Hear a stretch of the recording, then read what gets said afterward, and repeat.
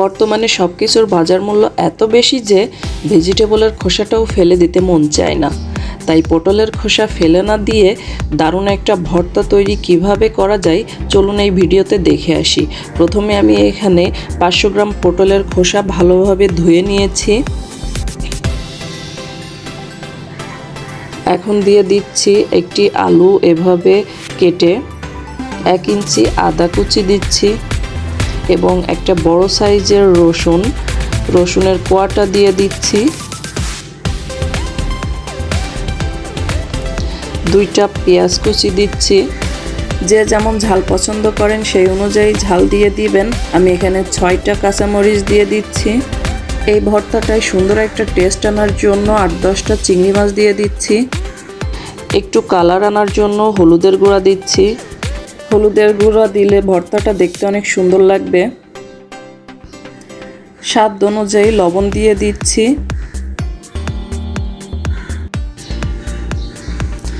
1 table চামচ তেল দিয়ে দিচ্ছি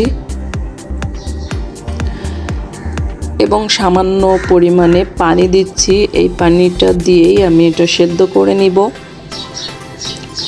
এবার ভালোভাবে মিশিয়ে নিচ্ছি, নিয়ে চুলার আঁচটা অন করে দিব।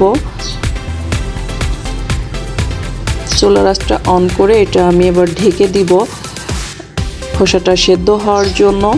এখানে আমি চুলার আঁচটা হাই ফ্লেমে রেখে 5 মিনিট সেদ্ধ করে নিব। যখন এমন পানিটা টেনে আসবে তখন এবার এটা ভালোভাবে ফ্রাই করে নিতে হবে।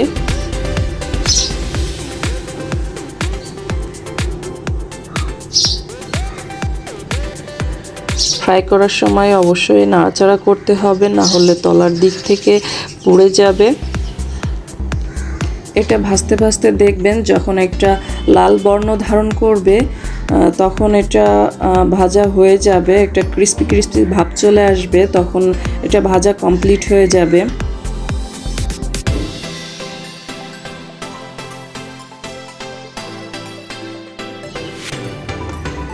এটা আপনারা ফ্রাই না করে এমনি সেদ্ধ করেও তৈরি করতে পারেন, তবে আমার কাছে ফ্রাই করে নেওয়াটাই বেশি টেস্ট লাগে, এই জন্য এটা আমি ফ্রাই করে নিয়েছি। ফ্রাই করা শেষ, এবার এটা আমি উঠিয়ে নিচ্ছি। আপনি যদি আমার চ্যানেলে নতুন দর্শক হয়ে থাকেন তাহলে অবশ্যই ভিডিওটি দেখে সাবস্ক্রাইব করে বেল আইকনটি অন করে দিবেন, তাহলে পরবর্তী ভিডিওগুলো আপলোড দেওয়ার সঙ্গে সঙ্গে আপনার কাছে নোটিফিকেশন আকারে চলে যাবে।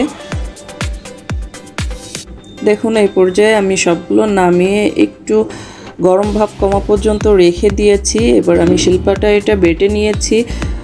আর ভিডিওটি দেখে অবশ্যই আমাকে কমেন্ট করে জানাবেন কেমন লাগলো এবং লাইক করতে ভুলবেন না। আল্লাহ হাফেজ।